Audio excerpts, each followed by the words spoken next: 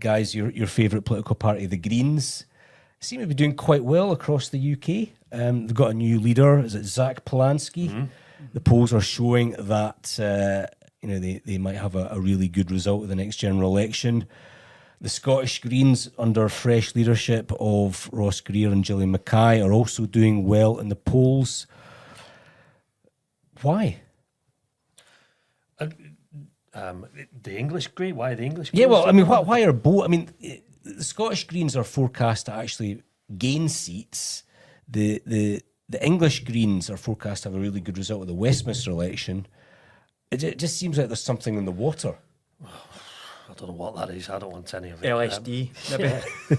which they would, of course, legalise. I think the Scottish Greens did vote for the legalisation of drugs at their recent conference, but they get a bad press, and yet whenever opinion polls come out, they seem to be doing a lot better than a lot caricatures. better. I mean, from an extremely low, an extremely low starting point. I mean, I think the Scottish Greens would get double figures. I think in terms also of MSPs, the Scottish Greens are furious about John Swinney's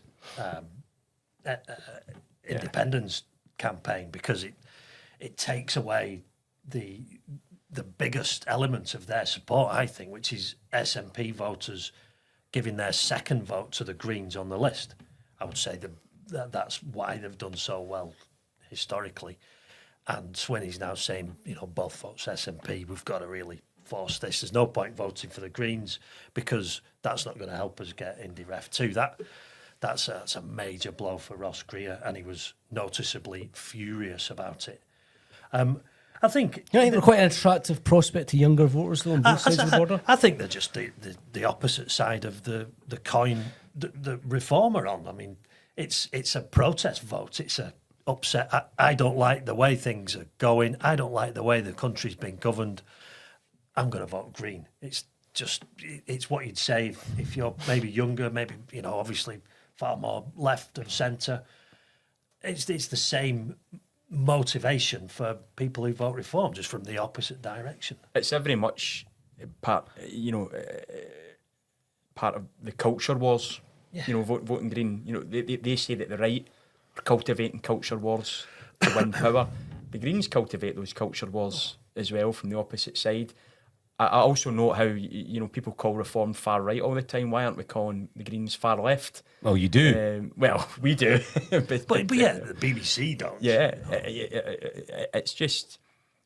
I've said it many times. I still think the Greens would be far better off if they stuck to being green, and not that's indulging themselves in these culture wars. That's nonsense. The one thing that never seems. Well, they're a social justice party. But what's depressing for me is I think in England.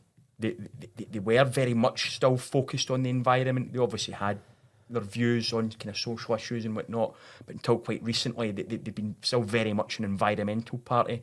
And I think this is Zach Polanski's dipping his toe. I think that's a very good point.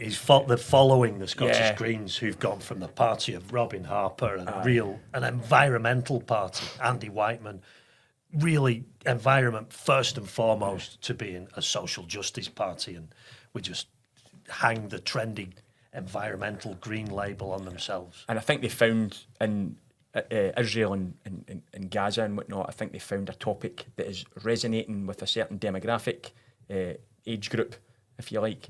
And I think that's why they're polling okay now. Again, when push comes to shove, I just don't see how the Greens can gain seats when Reform are going to win seats on the list, and that's going to push the Greens down.